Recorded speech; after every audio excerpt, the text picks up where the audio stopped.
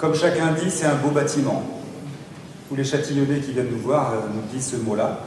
Et nous l'avons rêvé, nous, professionnels de santé, le voici, en pierre de taille, habillé de bois. Merci à M. Cousin, d'abord, d'Architecture Barillot, qui a été, il nous paraissait un petit peu jeune, un peu tendre au départ, et puis en fait, il s'est avéré tout à fait à la hauteur du challenge. Et puis Logidia, qui a réussi à bâtir en moins d'un an le bâtiment. Même s'il manque des équipements, le réseau téléphonique, informatique, la signalétique intérieure, vous verrez, ça sera beaucoup plus clair quand tout sera installé. Et les équipements des cabinets qui sont à la charge de chacun. On y est presque. Notre but, c'est être opérationnel au plus tard le 15 janvier. Je vais vous faire un petit bref historique, on ne va pas être trop long. C'est une longue aventure semée d'embûches pour les néophytes que nous sommes, nous les libéraux. Ça a commencé en 2007 avec la réflexion que quelques médecins et un kiné ont commencé à mener en petit nombre avec la municipalité de M. Rabassard. En 2010, la création de notre association des professionnels de santé de la région de Châtillon, Neuville. Un travail donc depuis 2010 et puis en 2014, des centaines d'heures de travail après le cabinet, la nuit, les week-ends, pour regrouper, convaincre des gens qui ne se connaissaient pas tous forcément bien et construire un projet commun, monter des dossiers et obtenir enfin des subventions. Nous y voici enfin. Voilà, je voudrais remercier en plus les constructeurs, au nom de tous les professionnels, m'adresser à plusieurs personnes. Tout d'abord pour leur travail de conseil, Elsa Bonfils d'Innova Messa, qui est allée à la pêche aux professionnels, qui a mené l'étude. Et nous avons vite été surpris par le nombre des volontaires. On a été un peu débordés par le succès et il a fallu revoir à la hausse nos ambitions. Je voudrais remercier spécialement les membres de la Fédération des maisons et pôles de santé qui sont très dynamiques et qui sont leaders en France. Nous avons dans l'un le docteur Olivier Belay, le docteur Pierre Dehaas et Céline Gendard qui nous ont fait profiter de leur expérience dans un domaine qui est encore novateur des maisons et des pôles de santé. C'est une idée qui révolutionne l'offre de soins en France et le département de l'Ain est donc, grâce à eux, en pointe de l'expérience.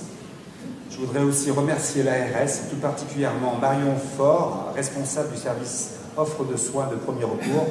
Elle a fait preuve de rigueur, de disponibilité, professionnalisme pour nous aider à monter le dossier de demande de financement. Même des fois, j'avais des réponses le samedi après-midi ou le dimanche. Le service public, c'est aussi ça. Je voudrais aussi remercier tout spécialement la mairie de Châtillon, bien sûr, M. Clayette, M. Mathias, M. Killier-Sarbac. Bien sûr, il y a eu des difficultés à se comprendre au départ, des libéraux et des élus. Ça ne parle pas la même langue. Chacun a travaillé de son côté, et puis petit à petit, nous avons tous compris que c'était dans l'intérêt de la population de travailler ensemble, et que des professionnels prêts à payer plus de charges qu'actuellement, ce n'étaient pas forcément des gens qui étaient là pour profiter de la manne publique. Donc la mairie a mis à disposition le terrain, prend en charge, comme l'a dit M. le maire tout à l'heure, le cabinet médical disponible pendant 2 ans, le petit studio pour nos internes qui peuvent venir et être coincés par le temps, le totem d'entrée sur site, la fabrication de la plaquette d'information, tout ça c'est du concret.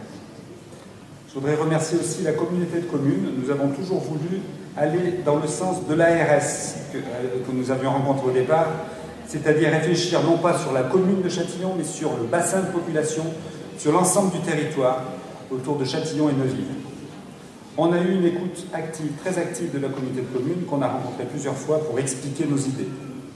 C'est elle qui prend en charge l'équipement de la salle de réunion, cette salle où vont travailler les professionnels de la maison de santé de Châtillon, mais aussi les autres professionnels du pôle de santé Châtillon-Neuville.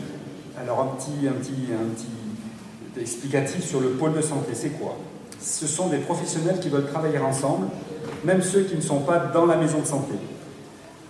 J'ai présenté à monsieur le préfet tout à l'heure des professionnels qui ne viennent pas dans la maison de santé, mais qui font partie quand même de la réflexion sur le pôle de santé.